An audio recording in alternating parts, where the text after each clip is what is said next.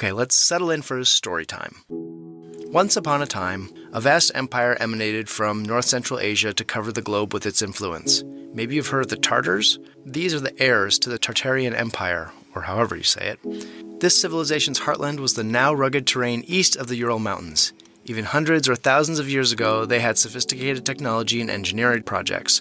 They were able to capture energy out of seemingly thin air, pulling electricity out of what is called the ether. They used this essentially unlimited power and know-how to conquer much of the world. And where they ruled, peace and prosperity followed. They erected beautiful, long-lasting buildings throughout their empire. And then catastrophe! The empire collapsed in a cataclysm called the Great Mud Flood, where many feet of mud spread to cover the world, burying the old order. This is often referred to as the Great Reset. Following this disaster, new powers rose, and jealous of the Tartarian Empire, they sought to systemically blot out the previous world order from history and memory. The First and Second World Wars were not, as we have been taught in school, land disputes at the height of global imperialism. No. They were the attempts of the new powers to destroy evidence of the Tartarian buildings through bombing campaigns designed to look like a war.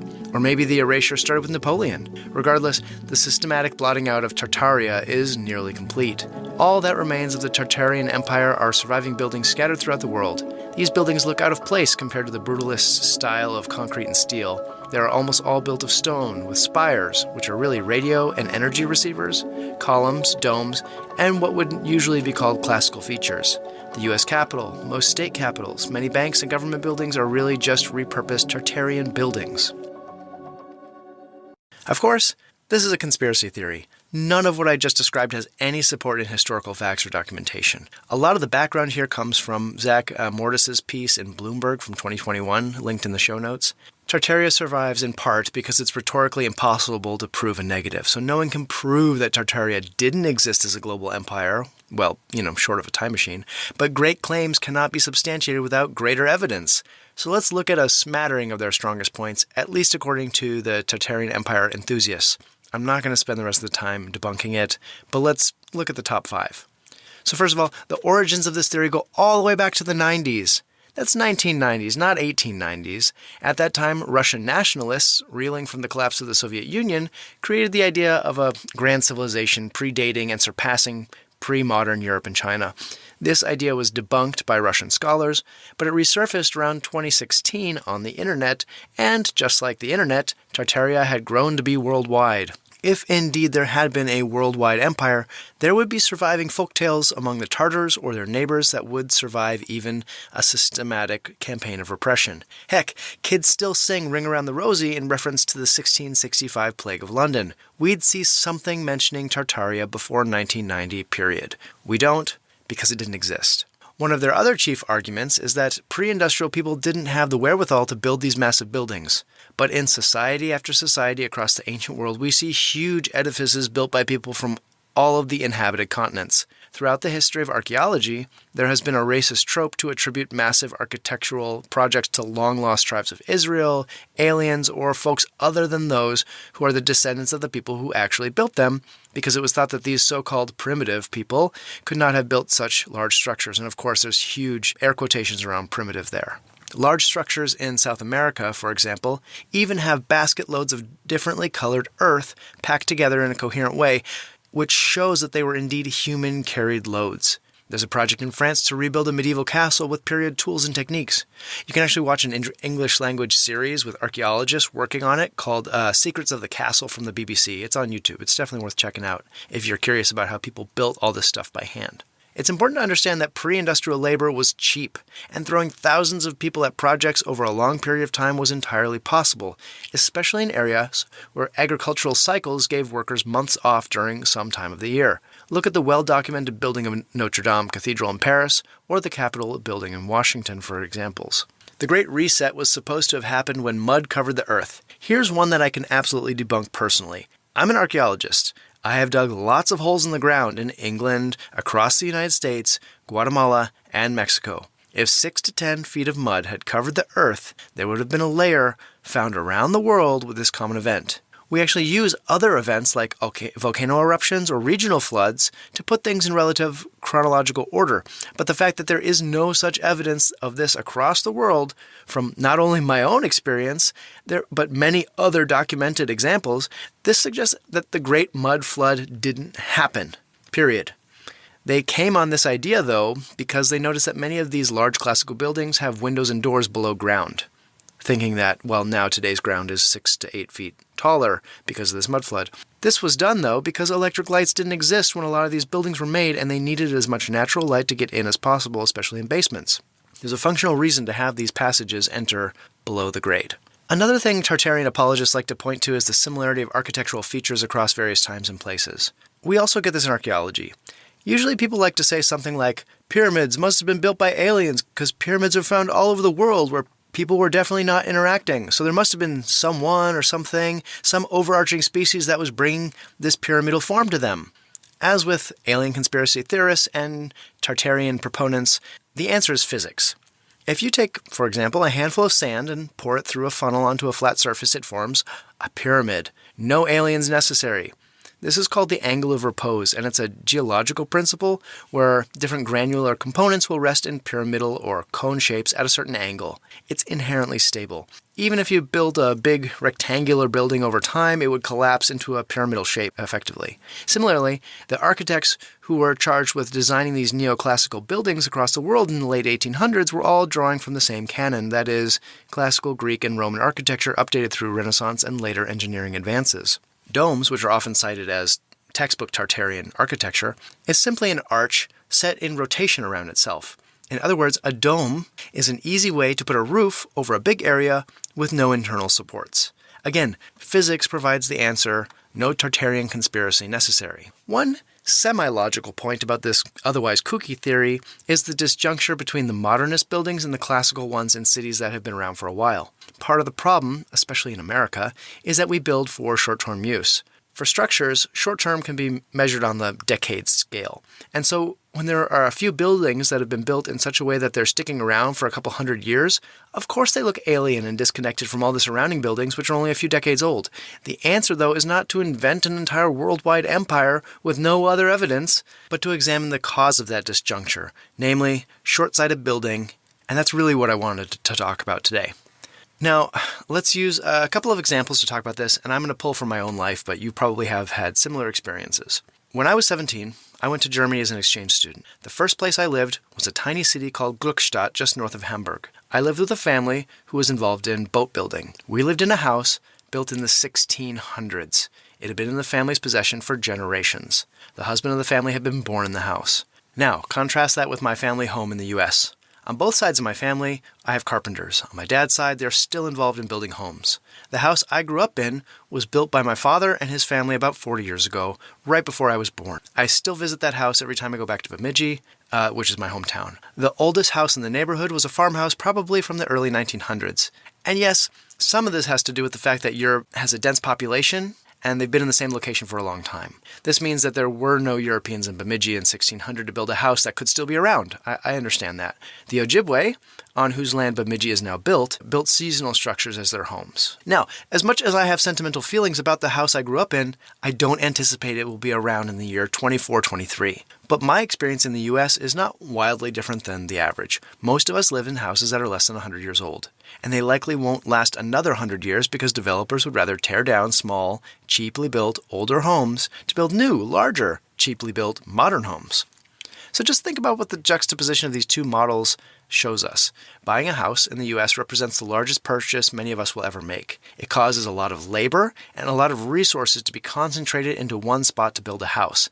And if the house only lasts 100 years or less, we have to get new resources and more labor to build another one just to house the same number of people. Not to mention that the value of that original house is now lost. It's not passed on to the following generations. That German house from the 1600s, though it was built once probably at greater expense, it has lasted for over 400 years, housing easily hundreds of people, and during that time, with no more great outlay of resources or labor. It's significantly less expensive to retrofit an existing solid building with new amenities than to tear down and build something new. And think about this. If your house was inherited, you're not paying for it, meaning you can then save that money or use that money elsewhere. You don't have to pay to cause a new house to be built. So now let's think about where we sit in the construction industry today, and I'm talking about the mainstream construction industry. We design houses that are not truly energy efficient because they take for granted the fact that we can heat or air condition spaces well into the future. So while they focus on insulation and sealing the inside space against outside heat and cold, they usually fail to take advantage of passive heating and cooling options. In 50 years, when we don't have access to natural gas for heating, for example, your 2005 house will be very hard to heat unless you retrofit it with a geothermal or some other heat source. But if a house was built with a southern exposure and large windows opening onto a thermal mass to capture the sun's energy during the day to help regulate the temperature in the house, it would reduce the heating burden on that structure. Awnings and trees and overhangs can help block out the summer sun while using free cold air from a system like earth tubes to help cool internal spaces in the summer. But because we don't feel the pinch of our future energy transition today, we are building in a short-sighted way. What will be comfortable now is the guiding principle, not how can we build something that will last 400 years and still be usable. If we were honest and serious about an energy transition, we would be using our fossil fuels to create systems that can run without them. One of the other things to consider is the materials we use. Although engineered materials often have great strength and flexibility of design, they may not be as available in the future. If you're relying on a certain material that is made of petrochemicals or is difficult to produce without huge amounts of energy, when you need to replace the original, it might no longer be available. And newer products are less time-tested. A stone foundation, for example, is a known quantity, and when built properly can last for hundreds of years. A few years ago, we saw the collapse of a condo building in Miami, Florida, because the rebar inside the concrete had corroded due to the highly salty air. Although concrete has been around since Roman times, many of the different ways in which we have been using it have not been tested on the century scale. I know it seems a little strange to talk about buildings lasting hundreds of years, but that's how we have been raised and acculturated, to think about buildings as only semi-permanent structures.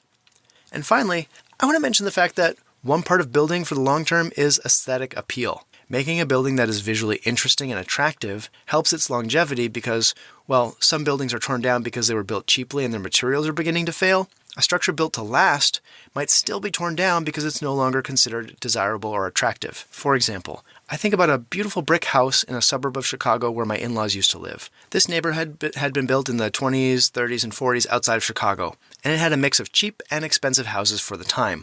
Today, many of the cheaper houses have been torn down to make way for McMansions. But this one beautiful 1940s brick home has survived, or at least it was still there a few years ago last time I checked. And I'd like to think that's because it was built so well and so beautifully that it might survive longer than the stick frame neighboring houses from the same era. So, as you know, we're in the process of building and designing a structure. This is a pretty modest structure, so it won't have quite everything we would put in if we had the freedom of budget and building code flexibility. For example, we're not allowed to put in a lot of the passive solar features and things like that I wanted to for a variety of reasons that I'm not going to get into today, but we'll talk about it on another podcast. But we have been thinking about how this building will be seen in 100 years. Part of thinking about a structure's longevity is its ability to be retrofitted. So we're leaving many of the utilities accessible without tearing the structure apart. This means we may have exposed conduit to paint rather than burying it behind the plaster walls. It means leaving open raceways for future wire or utility runs. It also means thinking about materials that will last. And while we accept that some materials and surfaces have to be refinished occasionally, we want to make sure that those are made of easily obtainable replacement materials. So we're using wooden shingles and siding, which will be treated with linseed oil to help repel water, with the understanding that the siding and roofing will at some point need to be replaced. But because we obtained the board and batten siding and the shingles from local trees today, we anticipate that in 100 years the same materials can be obtained again. The interior walls will be finished with earth plaster dug on site, or lime plaster, which could, even theoretically, be slaked and formed back into putty and reapplied to the wall if slaked lime wasn't available from another source in 100 years. By building with local materials and time-tested methods, our structure stands a good chance of being here as long as our own home, which was built in the 1850s from bricks dug out of a pit on the edge of town. Yes, there is certainly a lot of compromise living in a home that was designed before what we would consider to be modern conveniences. But much can be done to retrofit a well-built home that is considerably less energy and labor intensive than just tearing it down and building something new that won't last half as long. We don't need to invent conspiracy theories to explain why well-built buildings can stand the test of time. We just need to start thinking differently about how we are building everyday structures so that it isn't just large governmental or organizational buildings that will still be here in 150 years.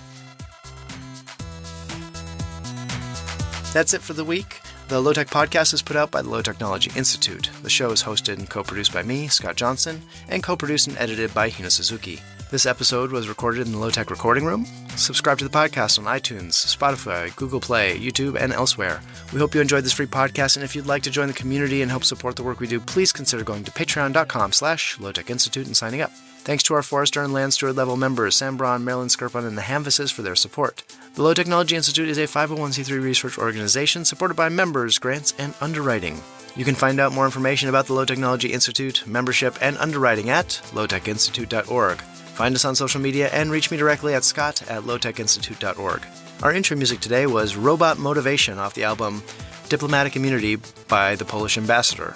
That song is under the Creative Commons Attribution Non-Commercial Share-alike license, and this podcast is under the Creative Commons Attribution Share-alike license, meaning you're free to use and share it as long as you give us credit. Thanks, and take care.